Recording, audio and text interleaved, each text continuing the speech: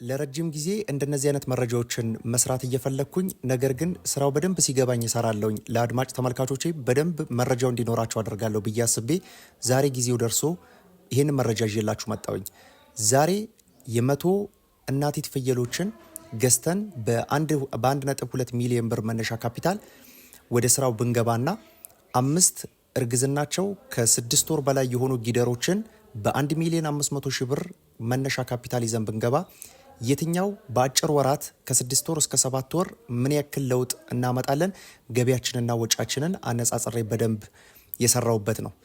መሬት ላይ በወረደ መንገድ ለሁለቱም እንግዲህ እዚህ ጋር ልብ ማለት ያለባችሁ ከተጻፈ ነገር ሳይሆን ሁለቱም ላይ ሽያጭ ላይ ስላለውበት ማለት ነው። ሙክቶችን እየሸጥኩ ነው የምገኘው። ለዘር የሚሆኑ ፍየሎችን እየሸጥኩ ነው የምገኘው። በወተት ላም እርባታ ጊደር እየሸጥኩ ነው፣ እንዲሁም ደግሞ ወተት እየሸጥኩ ነው በሁለቱም። ስለዚህ ለመናገር ምቹ እድል አግኝቻለሁኝ ማለት ነው። ዛሬ እንግዲህ ሁለቱም ቢዝነሶች አነጻጽሬ ነግራችኋለሁኝ። 100 እናቲት ፍየሎችንና እንዲሁም ደግሞ 5 እርግዝናቸው የተዳረሱ ክበድ ጊደሮችን ገዝተን ወደዚህ ቢዝነስ ብንገባ የትኛው ባጭር ጊዜ ውስጥ ፈጣን የሚባል ለውጥ ያገኛል፣ ያለንስ ደግሞ ንብረት መጨረሻ ላይ ይህንን ቢዝነስ እናወዳድር ያለን ንብረትስ ምን ያክል ይገመታል የሚለውን የእርባታውን የመስፋፋት አቅምም ደግሞ የትኛው ይወስናል የሚለውን በደንብ የምንመለከት ነው የሚሆነው። የምንጀምረው 100 እናቲት ፍየሎችን ገዝተን ነው። ይህንን መጀመሪያ የምናወዳድረው እንግዲህ ነገሩ በደንብ ግልጽ እንዲሆንላችሁ የመጀመሪያ ፍየሎችን እንጀምራለን። ከዛ ወደ ወተት ላሞች እንገባለን። ተመሳሳይ የሆነ ማወዳደሪያ ሀሳብ ነው ያላቸው ሁለቱም፣ ግልጽ እንዲሆንላችሁ ማለት ነው። ሁለቱም የምናወዳድረው ጊዜ ገደብ አለው። ያ ማለት ለረጅም ዓመት አይደለም የምናወዳድረው ከ6 እስከ 7 ወር ባለ ጊዜ ውስጥ ነው። ማክሲመም 10 ወር ማለት ነው። በዚህ በ10 ወር ጊዜ ውስጥ ምን አይነት ለውጥ ይከሰታል፣ ምንና ገቢና ወጫችን ምን ይመስላል የሚለውን ለጀማሪ አርቢዎች እንግዲህ በዚች ባጭር ጊዜ ውስጥ ምን ሊፈጠር እንደሚችል የምትገምቱበት ይሆናል ማለት ነው። መነሻችን የሚሆነው ከ100 ፍየል ነው። 100 ለርቢ የሚሆኑ ፍየሎችን በ12000 ብር ገደማ ትገዛላችሁ። ፍየሎቹ የተለያዩ ናቸው። ከዚህ ቀደም 2-3 ዋጋዎችን ነግሬያችኋለሁኝ። አሁን ደግሞ ቢያንስ አንድ የወለዱ ወይም ደግሞ እርግዝና የያዙ ፍየሎችን የምንፈልገው፣ ነገር ግን ደግሞ መንታ ይወልዳሉ አንልም። መንታ ብቻ የሚወልዱ ካሉ በተለይም ከ15000 ብር በላይ የምትገዟቸው ፍየሎች ናቸው። ነገር ግን በ12000 ብር ገደማ ያስኩላችሁ በ1 ሚሊዮን 200 ሺህ ብር ገደማ ይፈጁብናል። 1 ሚሊዮን 200 ሺህ ብር ገደማ 100 ፍየሎችን እንገዛለን። 1 ሚሊዮን 200 ሺህ ብር ገደማ መነሻ ካፒታል ይፈልጋል ማለት ነው። በ1 ሚሊዮን 200 ሺህ ብር 100 እናቲት ፍየሎችን ገዝተን እንጀምራለን። እዚህ ጋር ልብ ማለት ያለባችሁ ጉዳይ ምንድነው? እነዚህ ፍየሎች እናንተ ጋር ከመጡ ከ2 እስከ 3 ወር ባለው ሁኔታ ይወልዳሉ። ይሄ ነው ዋነኛው መሰረታችን የሚሆነው። 12000 ብር አውጥተን እነዚህን ፍየሎች የገዛንበት ዋነኛ ምክንያትም ደግሞ ፍየሎቹ መጥተው በአጭር ጊዜ ውስጥ መውለድ እንዲችሉ ነው። እርግዝና ያላቸውን ብቻ መርጠን ስለምንገዛ ማለት ነው። አንዳንዶቹ እንደውም ቀደም ብሎ የመውለድም አቅም አላቸው፣ በተለይም ግዢያችን ጥሩ ከሆነ ማለት ነው። ስለዚህ ከነዚህ ከ100 እናቲት ፍየሎች በትንሹ 90ዎቹ 10ሩ በአንዳንድ ምክንያት ምናልባት እርግዝና አልያዙም ብንል፣ ግዢያችን ጥሩ ባይሆን፣ እርግዝናቸው በጣም ያልተዳረሰ ወይም ደግሞ ገና ቢሆኑ 1 ወር ወይ 2 ወር የሆናቸውን ገዝተን ቢሆን ብዬ 10 እናቲት ፍየሎችን ቀንሻለሁኝ። ከጠቅላላ ከ100 ፍየሎች 90ዎቹ ብቻ ቢወልዱ ብዬ። ከዚህ በተጨማሪ የሚወልዱትን ደግሞ በ1.5 ብቻ ነው ያባዛውት። ያ ማለት መንታ ብቻ ይወልዳሉም አንልም። ከዚህ በተጨማሪ ደግሞ አንዳንድ ብቻ ይወልዳሉም አንልም።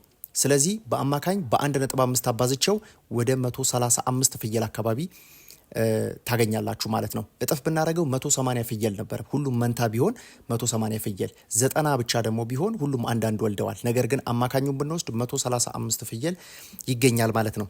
ከነዚህ ከ135 ፍየል ከ90 እናቲት ፍየሎች 135 ግልገል ተገኝቷል። አጠቃላይ መንጋው ያላችሁ ንብረት 235 ፍየል እጃችሁ ላይ አለ ማለት ነው፣ ግልገሎችን ጨምሮ ማለት ነው።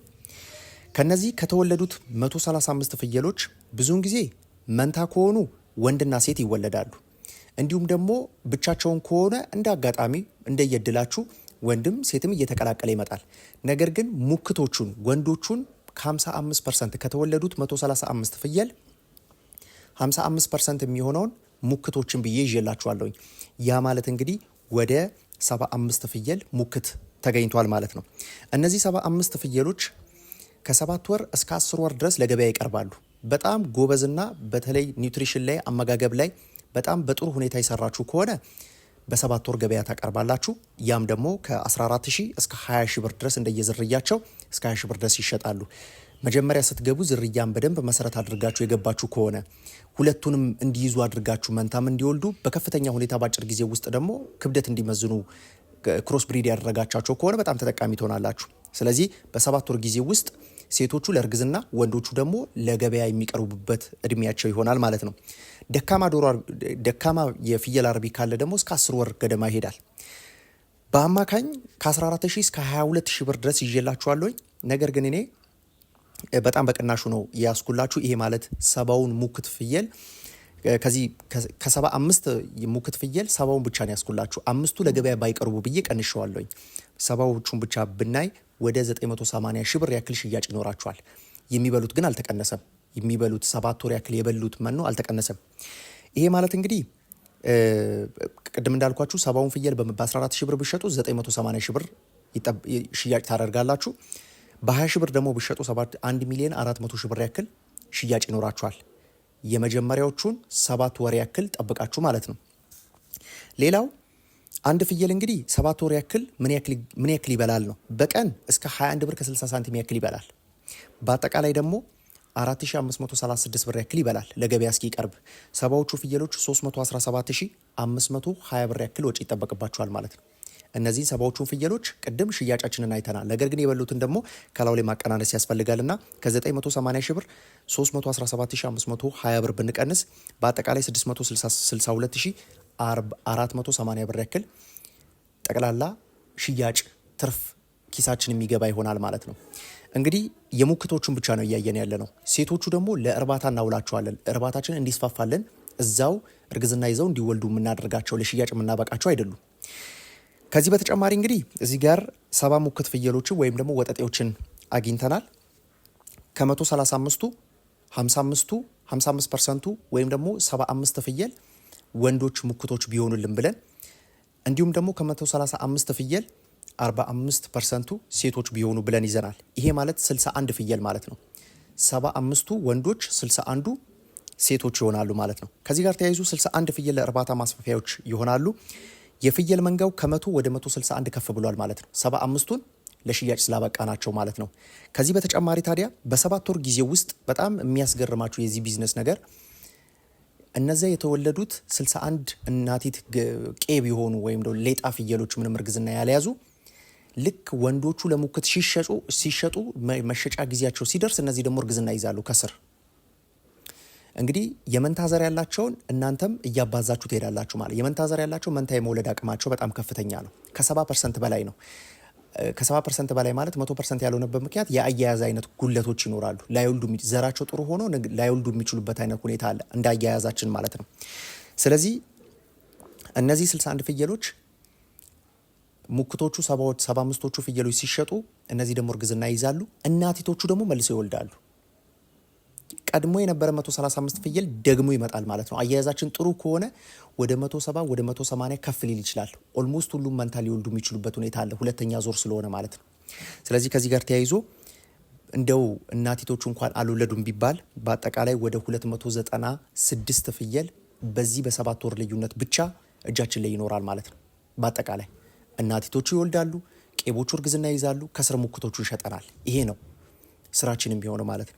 ስለዚህ አጠቃላይ በዚህ በ7 ወር ጊዜ ውስጥ እጄ ላይ ያለ ንብረት ምን ያክል ነው ብላችሁ ሂሳብ ብትሰሩ 4 ሚሊዮን 440 ሺህ ብር ያክል ንብረት ይገመታል ማለት ነው። የፍየሎቹ ዋጋ በአጠቃላይ ቢሸጡ እጃችሁ ላይ ያሉ በምን ያክል ደረጃ እንዳደገ ተመልከቱት።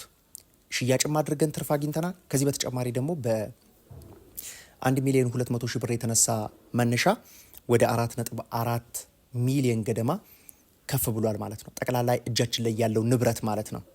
ወደ ከብቶች እንለፍ። ከብቶችን በተመለከተ አሁንም መጀመሪያ ላይ እንዳደረግነው በ5 ክበድ ጊደሮች ነው የጀመርነው ብለናል። 1 ሚሊዮን 500 ሺህ ብር ያክል ኢንቨስትመንት ይጠይቃል። 1 ሚሊዮን 500 ሺህ ብር ያክል ወጪ አድርገን 5 ጊደሮችን እርግዝናቸው ከ6 ወር በላይ ክበዶችን ማለት ይቻላል። ብቻ ግን ወጪ ያስኩላችሁ ለ3 ወር ያክል ለ120 ቀን ያክል ወጪ ያለባቸው ብዬ ይዤላችኋለሁኝ። ስለዚህ ከ6 ወር በላይ የሆኑ እርግዝና ያላቸውን ጊደሮች ትገዛላችሁ። በትንሹ 2 ወርና 3 ወር ወጪ ይጠበቅባቸዋል እነዚህ ጊደሮች እስኪወልዱ ድረስ ማለት ነው። ይሄ ማለት እንግዲህ በቀን ከ3 እስከ 4 ኪሎ የተመጣጠነ መኖ ይፈልጋሉ። ሌሎች ወጪዎችን ትተን የመኖ ብቻ ሂሳብ እንሰራለን። ሌሎች ወጪዎችን ማለት እንግዲህ በአማካኝ ከ3 እስከ 4 ኪሎ በቀን ማለት ወደ 420 ኪሎ ለ3 ወር ያክል ይፈልግባቸዋል ማለት ነው። በአጠቃላይ ለ5 ጊደሮች 21 ኩንታል አካባቢ መኖ ይጠበቅባቸዋል። 21 ኩንታል ማለት ወደ 113400 ብር ገደማ ወጪ ይጠበቅባቸዋል ማለት ነው። እነዚህን 5 ጊደሮች እስኪወልዱ ድረስ ባለው ማለት ነው። ሌላው ከወለዱ በኋላ እነዚህ 5ቱም ጊደሮች በሰላም ከወለዱ ጥጆቻቸው በጣም ንጹህ ከሆኑ በበሽታ ያልተጠቁ በውልደት ጊዜ ያላስቸገራችሁ ሞት ያልገጠማችሁ ከሆነ 5ቱም ይኖራሉ ብለን እናስብ። አንዳንድ ጊዜ ግን ከ5ቱ አንዱ የመሞት እድሉ ሰፊ ነው በዚህ እርባታ ዘርፍ ላይ በተለይ በከብቶች ላይ ማለት ነው። በፍየሎችም ይኖራል። ስለዚህ ለ15 ቀናት ያክል ሙሉ በሙሉ ማለብ የተከለከለ ነው። እንደየ ከብት ለእናት ለላሚቷም እንዲሁም ደግሞ ለጥጃውም ማለት ነው። እንዳለ እያለባችሁ ለጥጃው አይሰጥም፣ እንዳለ እያለባችሁ አትሸጡም፣ አላልብም ብላችሁ አትቀመጡ። በመጠኑ ይደረጋል ማለት ነው። ስለዚህ እነዚህ ላሞች እልበት ከጀመሩ በኋላ ወይም ደግሞ ማለብ ከጀመራችሁ በኋላ 15 ሊትር ያክል በአማካይ ሊያዝላችሁ። 15 ሊትር ማለት አንዱ 13 ትታለባለች፣ አንዱ 15 ትታለባለች፣ አንዱ 18፣ አንዱ 14፣ አንዱ 15። ከነዚህ ሁሉ ግን ቁጥሮች ብትደምሯቸውና ብታካፍሉት 15 ነው በአማካኝ የምታገኙት። ስለዚህ በአማካኝ 15 ሊትር ወተት በቀን ብናገኝ ብለን እንስራ። ጊደር እንደመሆናቸው መጠን በሀገራችን ላይ ከዚህ በላይ አይታሰብም። ታዲያ እነዚህ ላሞች በቀን 15 ሊትር ታለቡ ማለት አንዷ ጊደር 6 ኪሎ ያክል መኖ በአማካኝ ትፈልጋለች። 6 ማለት ለአምስቶቹ ጊደሮች ወደ 30 ኪሎ ያክል መኖ በቀን ይጠቀማሉ ማለት ነው።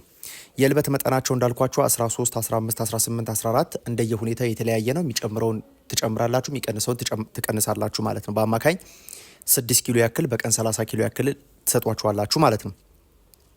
እንግዲህ በአጠቃላይ ለተከታታይ 6 ወር ያክል እነዚህ ከብቶች እስከ 75 ሊትር በቀን ጠቅላላ ምርት ታገኛላችሁ።